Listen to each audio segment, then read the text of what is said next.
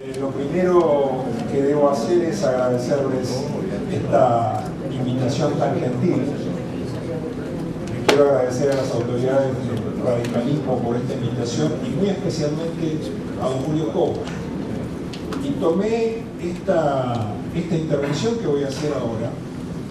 Yo formo parte de los jóvenes rescatados por Bernardo Grinspoon, con quien me unió siempre, a partir de ese momento, una gran amistad personal.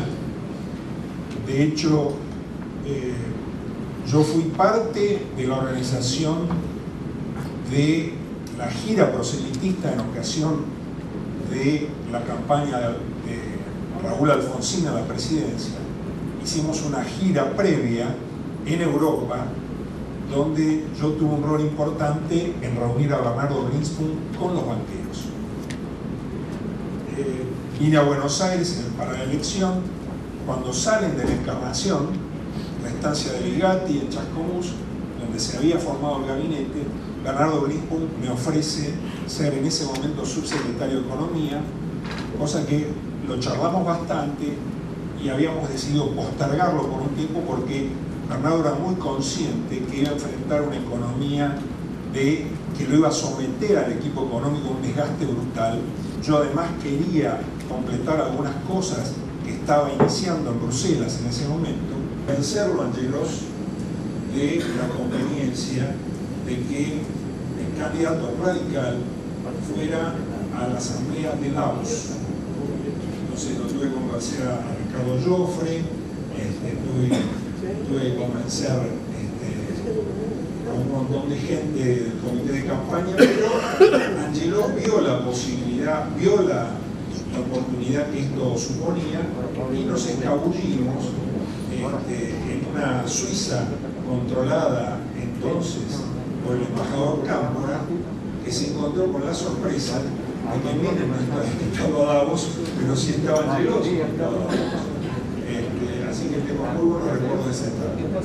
Luego, yo ya estaba fuera del gobierno en ese momento, y estaba en ANSES, y eso me acerca al grupo de gente que yo ya los conocía todos, pero básicamente Jorge Todesca, Jorge Remeslenikov, cuando se encuentran que tienen que gestionar el Ministerio de Economía, llaman a todos los que más o menos teníamos ese mismo diagnóstico. El resto de la historieta es más o menos conocida por ustedes, pero me pareció útil, como hay muy pocos que me conocen acá, en esta faceta me parece muy útil mencionarlo.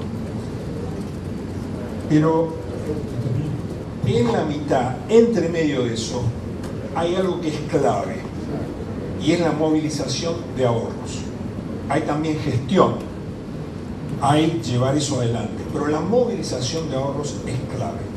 Y es ahí donde lo financiero es fundamental para hacer política económica.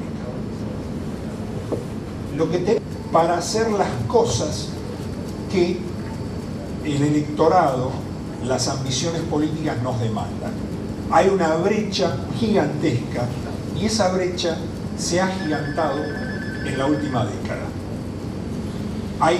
Tenemos que volver a entender la parte positiva de creación de valor de los mercados internacionales y salir de la caricatura de que la deuda es mala y es negativa. No, hay deuda mala, hay deuda buena. Hay cosas que se pueden hacer bien con deuda y hay cosas que se pueden hacer muy mal. Y en la historia argentina tenemos ejemplos de ambas cosas. Lamentablemente la mayoría de los ejemplos son de las cosas que hicieron mal, pero también se pueden hacer las cosas bien. No tenemos que confundir y poner una etiqueta de negatividad a todo lo que es la relación con el mercado financiero internacional. La Argentina queda fuera de los mercados financieros desde fines del 2001. Entramos, como ustedes recordarán, a las negociaciones con el Fondo Monetario Internacional, hicimos 2 stand-by porque eran necesarios para poder hacer lo que se llama el rollover, o sea, para pagar lo que le debíamos a los organismos internacionales para que nos financiaran eso. Se va a fines del 2005. Yo ya tenía previsto la reestructuración de la deuda con el Club de París en enero del 2006, pero si nos hubiésemos ido, en lugar de noviembre del 2005, si nos hubiésemos ido en marzo del 2006, ya estaría reestructurada la deuda con el Club de París. Y esto lamentablemente quedó envuelto en la cancelación anticipada del fondo. Poco después que nos fuimos, Brasil anuncia que cancela su deuda con el Fondo Monetario Internacional. Brasil lo podía hacer perfectamente, Brasil no había estado en default, no estaba en default con el Club de París, y Argentina no podía hacer menos, entonces se cancela la deuda con el Fondo Monetario, a pesar que era un fondo herbívoro.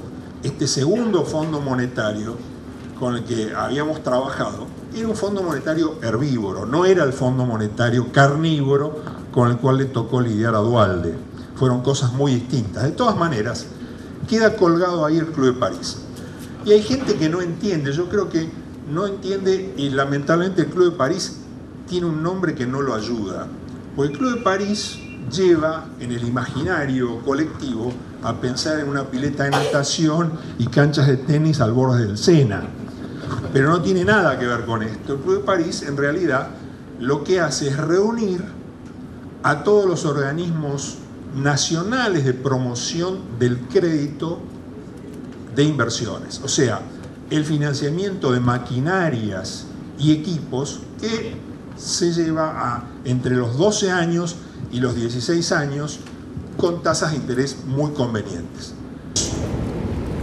Entonces, hay una cadena de responsabilidades de las entidades financieras intervinientes a los bonos que surgieron del canje, que no pueden llevar adelante el pago, que tienen que compartir esos recursos con los holdouts. Esto, por un lado, fue una bomba a nivel de lo que es la lógica del funcionamiento histórico de los mercados financieros. Es un tema que va mucho más allá de la... Dejar de hablar en favor de la vigencia de las instituciones democráticas y todas esas cosas que son tan afines al pensamiento radical. Tenemos que hablar más de los temas que le preocupan a la gente. Y tenemos que empezar a tener propuestas concretas sobre estos temas. Y como lo dijo Ricardo Gilavedra, el de hoy es el paro docente, pero el permanente es la inflación, que es lo que está atrás del paro docente. El permanente es el atraso cambiario que tiene sometida a las economías regionales, empezando por Mendoza, pero no es la única.